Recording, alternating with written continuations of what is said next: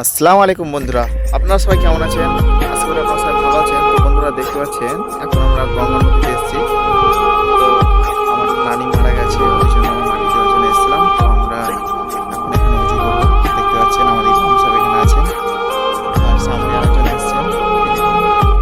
দেখুন নদীটা কত সুন্দর, আমার সাথে দূরের থেকে একটা নৌকা বয়ে আসছে, দেখতে পাচ্ছেন। আর এখন অনেকটা দুপুর, সেই জন্য ভিডিও ভালো আসছে না। তার মধ্যে থেকে অনেকটাই চেষ্টা করছি আপনাদের সামনে ভিডিওটা ভালো করা।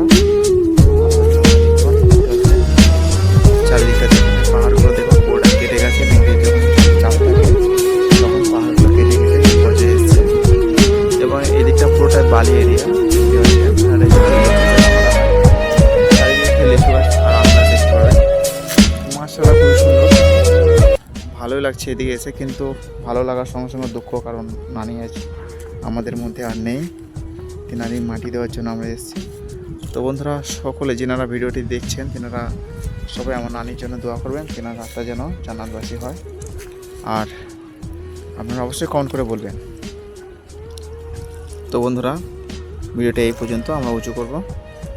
ভালো থাকবেন। খোদা হাফেজ।